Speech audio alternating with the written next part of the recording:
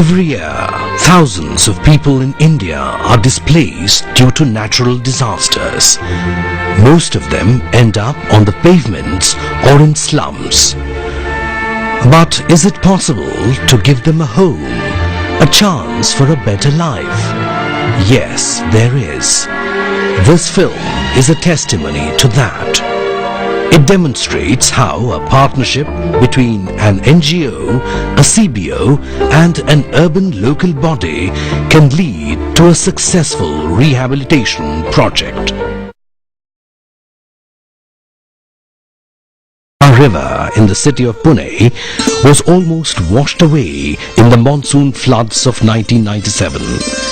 It was a most alarming moment in the month of August when floodwaters crept into the slum in the early hours of the morning.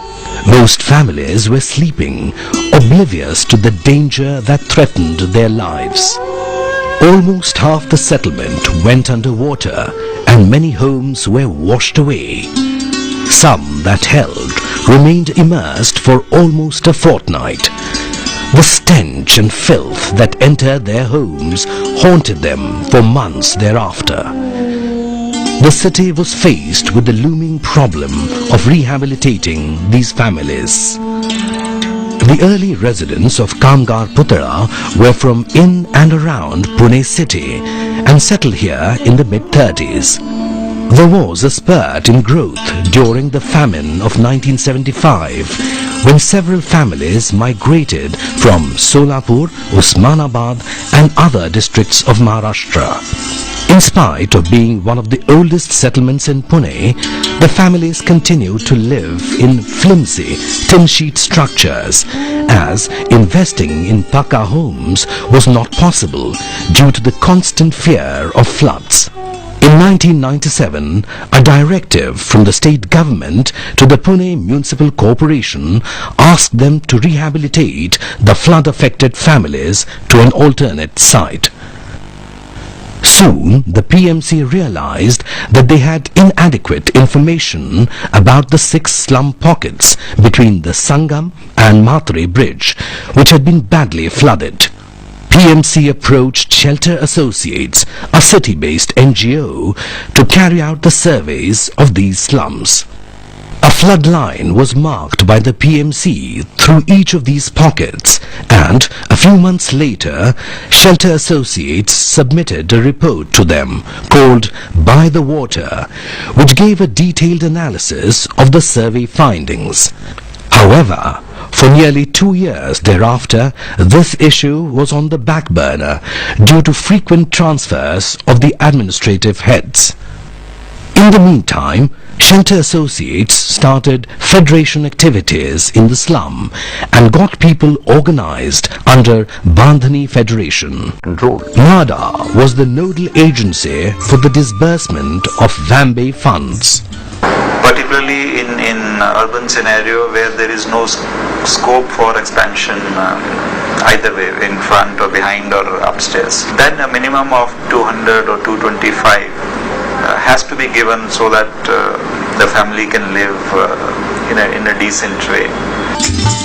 The total cost of a core tenement was 84,000 rupees. Under the Vambe scheme, each family got a subsidy of 50,000 rupees. The family contributed 5,000 and the remaining 30,000 was borrowed from the bank as a loan. The construction work started in October 2003. By February 2004, the first 24 houses were ready for occupation. Moved in, most of them built the loft and converted it into a bedroom. Kitchen platforms became the norm, and the finishing often matched that found in middle-class dwellings, demonstrating the upwardly mobile aspirations of the poor. When I visited the project at Hadapsar, I found that people use a lot of ingenuity, initiative in designing the tenement. They did not fall in line with our normal pattern of 150 square feet, they added certain area. Whenever people are involved, then the design is prepared as per their needs. It is cost effective. They also put in their labor. Then there is a sense of ownership, which is very difficult if corporation alone takes up such projects, because then typically it can be called a supply driven approach, and if there is no sense of ownership, the project doesn't become sustainable at all. I think it's extremely central to the process, the involvement of the poor, because unless they can identify with the process, unless they feel this is theirs, there can be no bonding with the product which comes at the end of it. Today I know for sure that most of these houses are never going to be rented out or never going to be sold.